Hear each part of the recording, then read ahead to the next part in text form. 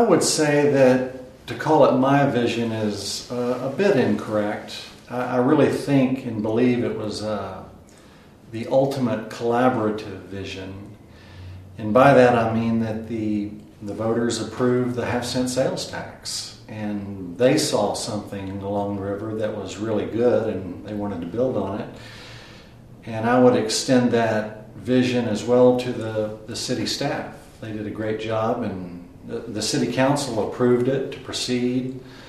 They selected us as architects. And so all that has been a great, I'll call it, dialogical process of dialogue between these groups to arrive at what you're beginning to see along the river. And so, yeah, we took it, the project, in our office, but we asked questions of the citizens with different meetings. We had a lot of meetings with the city staff, David Knapp, Carl White, Rick Wise. And out of all those meetings, we went back and began to draw at our desks and dream a little bit. And so it was a great collaborative process to get to where we are today, which is construction. And just now, we're beginning to see some of the more exciting things going in. For the longest time, in fact, since the project has started over a year ago, the work has been mostly infrastructure, electrical underground, bank stabilization, lighting, things in that nature. Now we're starting to see some more interesting things happening. For example, under the bridges, there are places to sit, there's art, there's places to exercise. We have some interpretive signage under the bridges. Okay, here is Irving Street Bridge right there. Each side of that, right now you can see a concrete pedestrian walkway. What haven't been built yet is the railings along each side that'll have lighting. And then they have the concrete block columns that you'll walk through here. But there's stone on these columns. There will be a light cube at the top. And what's interesting to me, I think, is that right now there you just see a concrete block column sticking up, but they'll be clad in stone. And there, again, a local sculptor named Davis Cornell will be providing sculpted relief panels that will inset in that stone. So every column will have two sculptures, one on each side of it.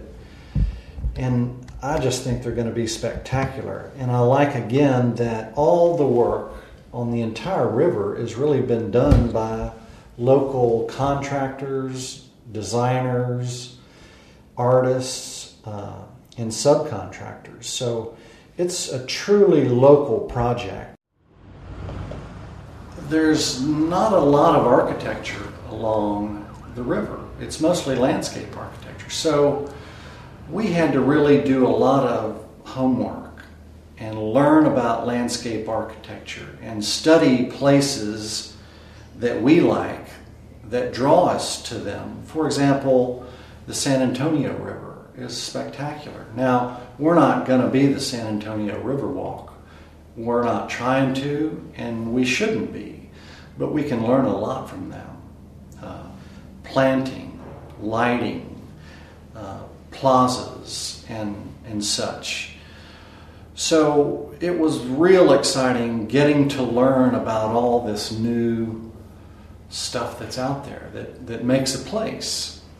I have a minor in urban design, and so I've been intrigued about placemaking for a long time. Every project we do, whether it's parks or buildings or the river project, we're always trying to make places that foster people getting together, that are where people want to go. What was exciting for us was to try and think about what we call sequential vision. That is, you're at the games court area, but out of the corner of your eye, you see Irving Street Bridge, which now has pedestrian walkways each side. It'll have railings and lighting, and that could lead us over to a wilderness trail. It takes us all the way below the Girl Scouts, the Boy Scouts, all the way to the Visitor Center. And next to the Visitor Center, there's another thing that draws our eye, which is mosaic cars. And then beyond that, you sort of see something at the other bridge, and that carries you to a beautiful mosaic panel. And across the river, you see, in a sense, a Greek theater, a gathering place near the bridge on the north side of the river. So all these places are trying to draw people from one place to another. The Games Court area, we hope, will be a great place to come and hang out along the river. And it'll have a boundary that's not there now of stone. It's got shade trees, it's beautiful. And as we were looking at ways to really create places, we kept meeting below those trees because of the shade. And so that was a natural opportunity to do something special there. And so there's going to be special lighting at night. We're going to have stainless steel towers that come up with Tivoli lights that string between them. There'll be washers available. You'll be able to play bocce ball. I've never played bocce ball, but I do see in the larger cities that it's very popular.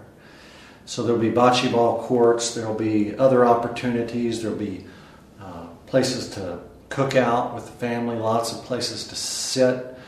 There's going to be a neat alley of trees. You'll be able to get off the main trail, walk through a stone portal, and then walk down an alley of trees that'll take you to a fountain. You'll switch axes a little bit and then finish walking down an alley of trees over to Chadbourn Bridge. And it's just another way to get off the trail and to interact with people and stay a while. This is what we're calling the Games Court area here. There's that existing fountain.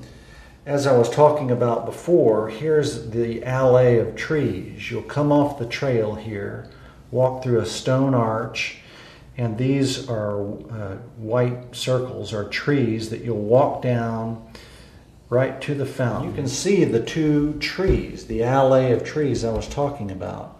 There's a family walking between the trees. There will be seating next to it.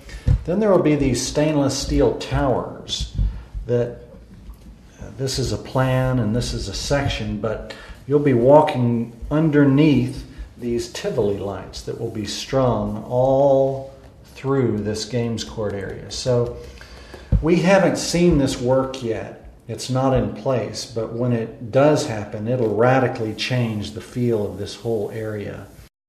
In our documents, we call for a lot of stone from this ranch, and you'll see it all along the river. And some of it is used as seating, and it's so flat that it provides a good bench for seating. Some of the boulders that you can get or buy are very irregular, but it's not good for seating. And this stuff was perfect for stacking slabs for bank stabilization. It was perfect for creating seating areas. And the best thing about it was that it was in our price range. So the city hit a home run, I would say, on this Slab Stone. It's turned out to be the most fun I've had on any job. And the ability to really impact a city rarely comes along for an architect. And yet this is one of those projects that I think can do great things to help bring people both downtown and to the river. And downtown and the river really are becoming of one cloth. And hopefully this project will help to feed development downtown and vice versa. There's a lot of good things that can still happen along the river even after this project is done. We're hoping that this project can prime the pump, so to speak, for new development, whether it's retail or hotels or some sort of restaurant row. There's lots of places that could plug in easily along this river, and we've tried to in a sense, keep that in the back of our minds and show that even in master plans of where things could happen. So in a sense, that extends downtown and makes it become one with the river.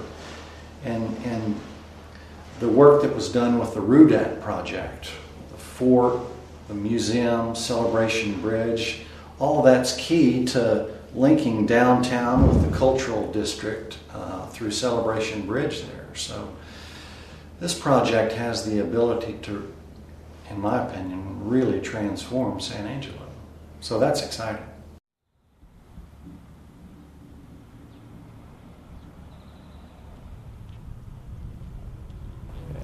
So it's been a few months since we last talked about the river project and what's going on out here. And actually a lot has happened over the past few months. And as you said, our last segment was back in January. And as you see, a lot of bank stabilization has happened. That, of course, is the bulk of our project. There's a lot of other fun things going along with that, but bank stabilization is one of the key components and one of the most important things, because obviously the banks were falling off, and as a result we were losing trees, and the river kept filling with a lot of material. Since that time, we've also increased the scope of the project. We had an alternate bid for some additional bank stabilization from basically Sulphur Draw back towards Central High School. Originally we had not taken that because the cost was too great. But since the contractors have got in and done a lot of the work, we asked them to relook at that portion of the project because they know a lot more now about what is comprised of the banks and how to stabilize those. And so they were able to drastically reduce that cost. And so now we have added back into the project the bank stabilization from Sulphur Draw to over by Central High School. So that's one of the big components that has gone on. It did extend the length of the project a little bit. And so now our project is scheduled to be complete toward the end of next summer. And so we're kind of looking forward to that. The guys have gotten very, very good, and Reese Albert's done a great job working with us on the bank stabilization, and they're moving very quickly. As you'll see some footage of a lot of the bank stabilization that we've added on, they've gotten very good at maneuvering that bank and placing the rock. So you'll see that bank stabilization completing hopefully this winter. You'll notice that the river has been lowered, but we've been able to, working with them, retain a lot of the water in the river. So it maintains a good look for us and is good for the trees as well. So you'll be seeing that finishing up this winter. But at the same time, you're going to see a lot of the nicer, more aesthetic elements starting to go in. So over on the Irving Street Bridge, currently you'll see them working on that, putting up the railing. You'll also see what's right now cinder block columns that have gone up, but those are fixing to be faced with stone. They'll have light globes on top of them. And then in the end, they'll have stone carved reliefs that go in those. So you're going to see a lot of that. Currently, most of the lighting is up, so those will be turned on periodically to light the trail system, but we'll have those totally operating by the time we want to reopen the park for pedestrian use. In addition to those components, you'll see some other features going up, the trail work. You'll also see the games area as it starts to be worked on, and some other aesthetic elements that are really going to make the project have a finished look. In regard to a lot of the landscaping that's planned for the river project as a whole, a lot of that will be happening later on. We, of course, have plans for that and funding for it. But due to the drought situations and the water circumstances, we want to make sure we do that at a time where it's going to make sense, and when we plant those things that they're going to survive and be able to be watered, at least initially, to get them established.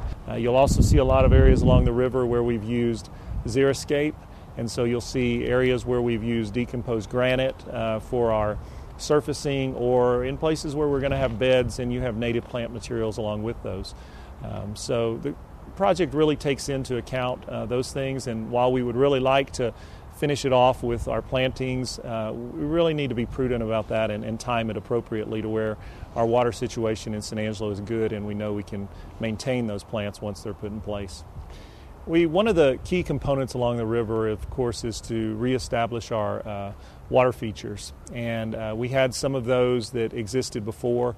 Most of them weren't operating very well, or some of them were in the point of having stability problems and falling off into the river. So you see a lot of those have been either reworked or some removed and others added to. But one of the things we suffered with over time is we had a series of pumps that maintained the water to those features.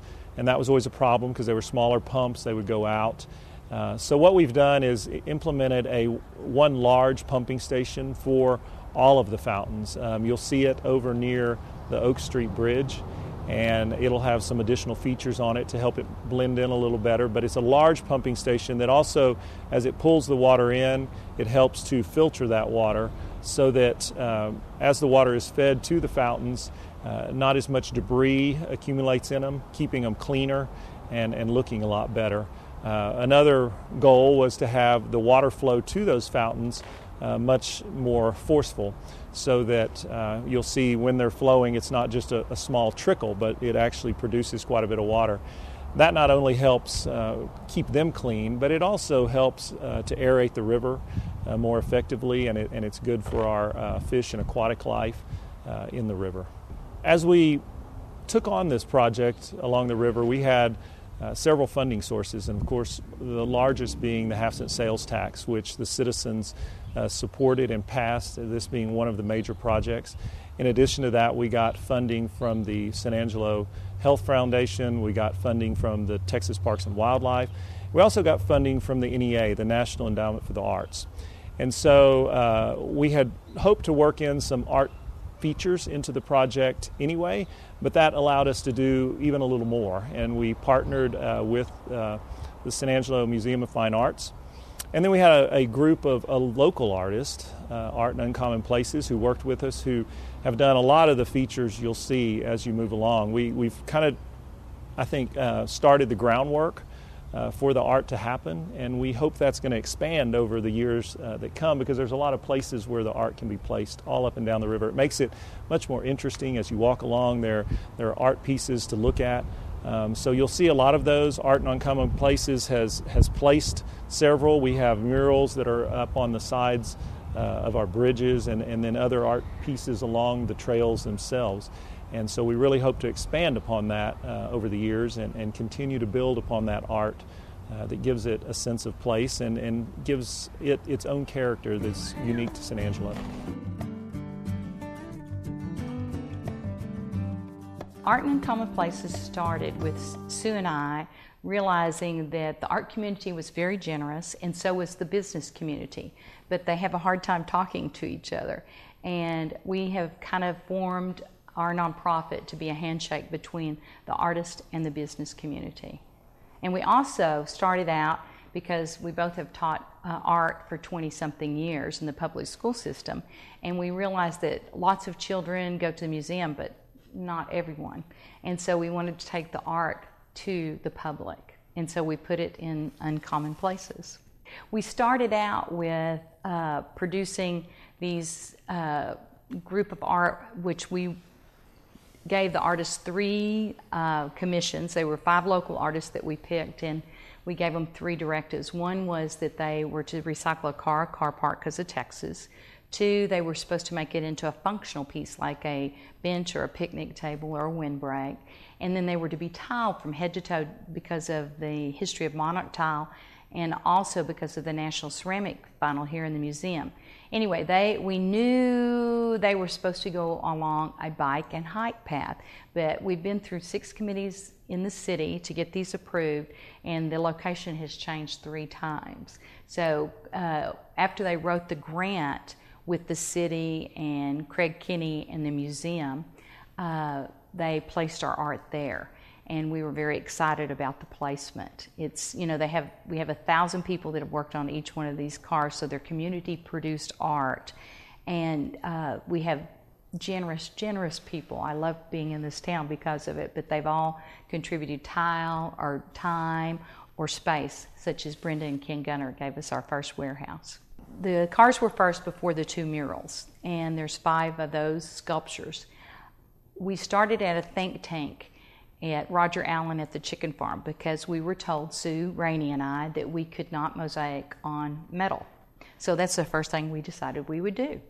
And the chemicals and the adhesives and the grout have changed dynamically. So they expand and contract, and that's what we needed because of the metal. Then we did these on vintage pieces of automobiles because the gauge of the metal is much heavier. Then it took, we had to have lots of welding done to them. There is no glass under the windshields. Those are metal plated. Everything is closed off so that it's safe for the public. And then after that process, then you have to sandblast them. And they need to be in an area where no moisture is happening because you don't want the rusting process to be happen before you cover them up. And then we also had them donated, so they had to be hauled out of field, so we had to get car movers to pick them up, move them to the location. So there was a lot of orchestration that happened before we could even start the process of mosaicing. The first one that we did was the art bug, which was located at the museum for 6 years before they were moved and placed under our new river walk. And we did that one actually in 3 days, but we had shifts of it was 15 people for every 2 hours, and we did that, for 10 hours, and we did that 3 days in a row, and that tiling process happened, and then we had to come back and have a grouting day or a bathing day, as we say, and we had a specialist because the grout is an epoxy grout like they put in the bottom of the Sonic kitchens, which means it's pretty durable. But it's a 2-part mixture, and it takes quite a talent. And we have one person that Sue and I trust to come help us, and his name is Charles Camp, and he's donated many hours and helped us. But when he's working, then we get a crew, and we help keep it clean because you have to have hot water, and we had to hook up a hot water heater so that we had hot water to bathe them off so that it comes off clean. So it's been quite a process, and then the others were developed over a span of this 6-year period. Art in Uncommon Places began 10 years ago, and then with the chalk art, which is a free family event, and then the cars were produced after that in a 6-year period of time, and the 2 murals. Artistic San Angelo has all the great artists like I was telling you about, and it's about San Angelo. We took Van Gogh's Starry Night, and we did his Wind in the Sky because Angelo has beautiful skies. We did Monet's Water Lily because we have the International Water Lily Garden here. We did Matisse's Horse. Matisse, as he got older, was a painter, and he didn't want to quit his art. He wanted to continue on. So he said, I will draw with my scissors, and he would cut, and he could feel the shapes. And the horse is one of the things that he cut out of paper. And we placed it large in the piece because we're equestrian in this town. We have the 3 Concho rivers that are coming through in stained glass. Each one of those I hope, are very highly identified. We also have Henry Moore. Henry Moore created bronzes of the family, and San Angelo is a lot about the family, so we have the family group there too in beautiful natural stone. The tree mural, that one was created around a material which is called recycled glass. Sam Tambunga has a recycling Go Green business, and it's tumbled glass, and he gets it in the 4 colors, of course, of glass bottles. But when you pick it up, it's smooth on the edges. But there's nothing like the brilliance of glass. So we decided we wanted to use that in a piece.